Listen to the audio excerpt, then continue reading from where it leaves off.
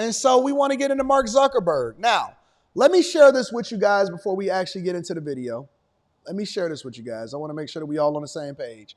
So Mark Zuckerberg is now admitting to pressure from the Harris-Biden administration that he had to cave in on censorship on laptops. We all know what that laptop story is. And the pandemic, that he had to push an agenda and then censor things and then slant things towards the left in order to benefit who? The Biden-Harris campaign. These people, in my personal opinion, are dirty. These people, in my personal opinion, are dirty. He's admitting, and it's starting to come out on multiple different platforms, he's admitting that he had to bow to the pressure over the vid and more. Let's deep dive into it a little bit. Meta boss Mark Zuckerberg says he regrets in a letter he wrote, and it's starting to hit the waves this morning. He said he regrets bowing to what he said was pressure from the Biden administration to censor content on Facebook and Instagram during the pandemic.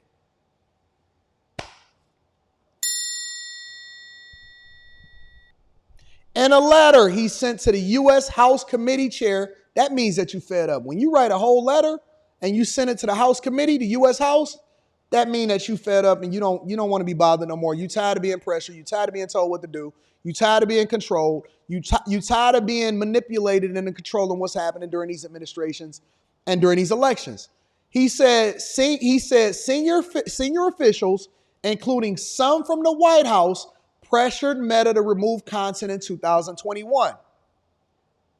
Goes on to say the White House has defended its actions, saying it encouraged responsible actions to protect public health and safety. Mark Zuckerberg also said his firm briefly demoted content relating to Joe Biden's son. Let me say that again. Mr. Zuckerberg said that his firm briefly demoted content related to Joe Biden's son, Hunter, ahead of the 2020 election after the FBI warned of a potential Russian disinformation operation.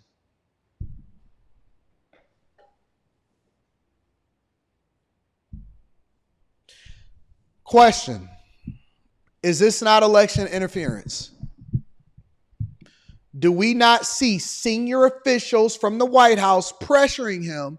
Because I want to know if y'all think that all of these people is just so awesome and oh my God, we love you, Joe, and I had to we-love you, Joe, and Kamala Harris was up there like this, oh my God, as she pushed them over the edge out of the White House.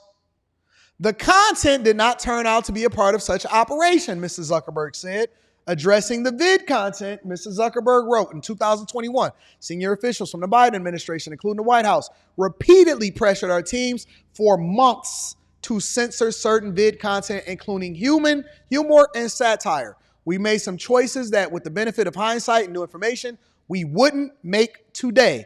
I believe the government pressure was wrong, and I regret that we were not more outspoken about it. He said that he and Meta would be ready to push back if something similar happened in the future.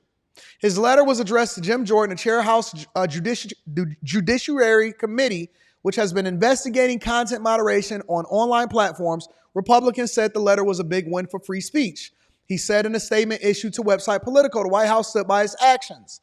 It said, our position has been clear and consistent. We believe tech companies and private actors should take into account the effects that their actions have on the American people while making independent choices about the information they present. Let's go into the Hunter Biden conversation.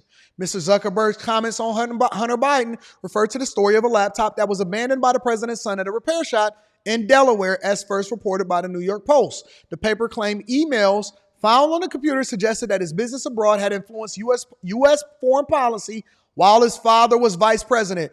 Wait a minute. I thought that the vice president, according to Plies, busted baby. I thought that the vice president had no control over what is happening as far as policy, casting final votes or tie-breaking votes, I thought that they didn't determine what happened in foreign policy. I thought that Kamala Harris had no say-so on what was going on in foreign relations at our border, that she wasn't the border czar, that she gets no credit for anything that happens in the White House. She was just existing. The newspaper claim emails found by the computer suggested that his business abroad had influenced U.S. foreign policy while his father was the vice president. Goes on to say the president and his family has denied wrongdoing. The story became notable. Right-wing talking point in the U.S. appointed contention as some social media platforms censored the content. I wonder why. I wonder why they censored the content.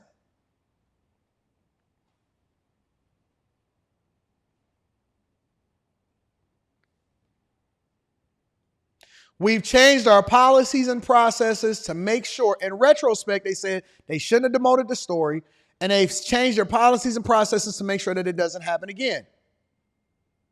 He also said that he did not plan to make any more contributions to supporting electoral infrastructure.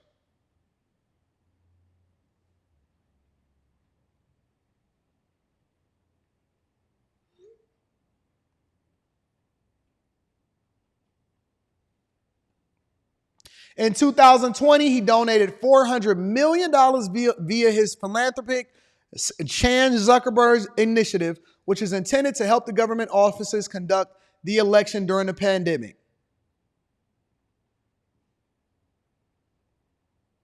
My goal is to be neutral and not play a role on one way or another, or to even appear to be playing a role. So I don't plan on making similar contributions to this during this election cycle. In my opinion, let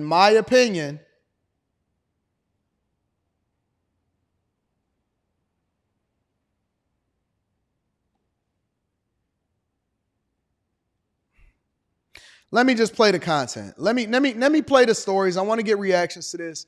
Obviously, we know that certain platforms are not going to play this at all, but I want to get reactions to this. Let me go ahead and play the content, and y'all can determine for yourself what's happening out in these streets. This is unfortunate. It's absolutely unfortunate. Mark Zuckerberg admitting Facebook was pushed by the Biden-Harris administration to censor Americans' content. In a letter sent to the House Judiciary Committee Chairman Jim Jordan, the Meta CEO explained, quote, in 2021, senior officials from the Biden administration, including the White House, repeatedly pressured our teams for months to censor certain COVID-19 content, including humor and satire, and expressed a lot of frustration with our teams when we didn't agree. I believe the government pressure was wrong, and I regret that we were not more outspoken about it. Enes Kanter Freedom is a human rights activist, former NBA player, and he joins me now. Enes, great to see you as always. Rings a little hollow to me 4 years after the fact. What are your thoughts? Thank you for having me. I mean, it's good for him that he finally came out and said something, but I think it's a little too late, buddy. This is an election interference and treason. I hear many people saying that this is a crime against humanity. The question is, I actually want to ask this to our audience, does he actually regret it, or is it because he got caught? I think Meta and Mark Zuckerberg should be held accountable for interfering in our election. And please do not let them off the hook. They knew what they were doing, and they thought they can expect to get away with it. I mean, this is complete and direct violation of the First Amendment, and it is unacceptable. Well, the mea culpas didn't stop there from Zuckerberg. He also mentioned suppressing information, speaking of, election interference, about Hunter Biden's laptop. But bigger picture here, Enes, what do you make of this general acceptance by the left and the governments that are leftist, if you will, to censor speech and basically to use the government and the courts in order to do so? Look at what's happening over in France with the Telegram CEO, and it's almost like if the left doesn't agree with something, they're not confident anymore just saying, oh, we don't like that, stop it. They're going to use their power to stop it. What do you make of that? I mean, exactly. They're not confident enough. I mean, I'm so happy that, Elon Musk finally, took over Twitter. Okay. And now we can actually have some free speech in our world, not only in our country, but in our world. This is getting crazy, but to me, this is definitely unacceptable. It's not right. Speaking of something that's unacceptable to you, the NBA's relationship with China. Well, those ties are back under the microscope after stars Jimmy Butler, James Harden, Paul George, Kyle Kuzma played in a game in Hong Kong shooting hoops under the Chinese flag, and our government's endorsing it. U.S. Ambassador to China, Nicholas Byrne, stating, quote, basketball is a bridge between Americans and Chinese. Thank you, Jason Collins and Sam Vincent, both former Boston Celtics, for your terrific work in China for the U.S. mission. As a former Boston Celtic yourself, my friend, will the NBA or, quite frankly, the Biden-Harris administration ever acknowledge the true threat that China is to America, or are the bucks coming in just too nice to ignore? You know, my first message to all the NBA players is do not become part of their propaganda. You might have good intentions. I don't know. You might have good intentions. You know, you might want to go out there and make fans happy and play basketball, but you're literally becoming a part of that genocidal regime. You know, Yao Ming was the one that organized this whole game, but he is literally the lapdog for the Chinese Communist Party, and he's going to do whatever he can to make them happy. The one thing makes me sick to my stomach is all these NBA players, right, that talks about social justice in America. They said, well, America is horrible and we got a lot of work to do. And even some of them calls America trash. But they go to a country where there's a genocide happening right now and it's a fact. All these 10 NBA players, I think it went up to 10 recently, have now shoe deals with one of the biggest Chinese companies, which involves slave labor. Shout out to Dwayne Wade. Shout out to Dwayne Wade and all of these other current and former NBA players. You know why? Because they don't really stand for anything. The only thing that matters is this.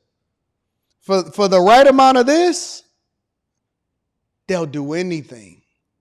They'll overlook anything. For the right amount of this, they'll overlook and do anything. Joining me now is Florida Congressman Carlos Jimenez. He's a member of the House Armed Services, Homeland Security, and China Select Committees. Congressman, I want to get your reaction to Kirby's comments. And also I want to add this, that Tulsi Gabbard, who was with former President Trump yesterday in Arlington, said the Harris-Biden administration has us embroiled in multiple wars around the world and closer to nuclear war now than ever before. We cannot be prosperous unless we are at peace. No, she's absolutely right. And it's because of the weakness of the Biden-Harris administration. That's the reason why the world is aflame today. And we face other threats, too. China has also posed a significant threat to Taiwan. Look, if President Trump wins in November, that intervening, 90 days is going to be a very, very trying time for the United States, because our enemies are going to know that that's the time to strike while Biden and Harris are still in the White House. And so, yeah, she's absolutely correct. And for Kirby to say that, Biden is totally, connected, I mean, come on. I mean, do you really believe that? I mean, after that debate performance, after you've seen Joe Biden, how crippled he really is, that he's really connected and he's making the decisions, I don't buy that for a second. Well, then who is it? Lloyd Austin? Is it it's Jake somebody Sullivan? inside the White House? Yeah, somebody. Jake Sullivan's in China, but who's leading this then? If it's not Biden, I would think that somebody there's a couple of people inside the White House who are really calling the shots, and that's what's happening. And Joe Biden is in California having a pretty good time.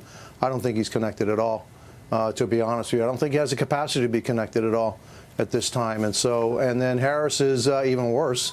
I mean, I don't think she's calling the shots either, and I'm glad she's not calling the shots. And maybe some professionals inside the White House are calling the shots, but I doubt that either Biden or Harris are calling the shots right now. All right, well, let's talk about the border crisis. Americans are living near the border in Texas and Arizona, and they're now talking with Fox Digital on Vice President Harris's record as, well, borders are. Watch what they're telling us.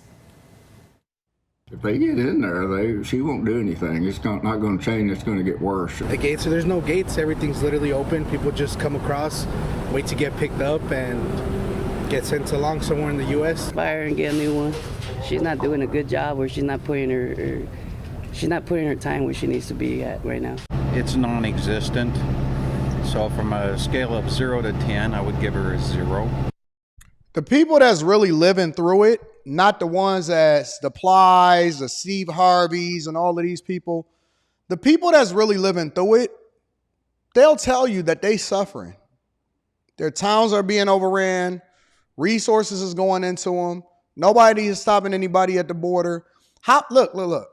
How can you even document how many illegal migrants is crossing over to the border every single day when you're not even catching them? I think that the estimates are insanely low. Insanely low. If they're telling you that it's only 10 to 15 million, I would say that it's probably double that. Because those are just the ones that felt comfortable enough to get processed because they knew that nobody was going to deport them and that they was going to get sent right up to wherever it is that they wanted to go. Chicago, New York, blah, blah, blah, blah, blah. I think that the number is insanely low. 1,000% insanely low. I think that there's way more people here and way more people that crossed over to the border. And you cannot tell me that they've documented and that they can estimate in the millions how many people actually came over here. BS. Nonsense BS. I think that they finessing us as usual. But y'all keep on voting how y'all want to vote and y'all rock out how y'all want to rock out.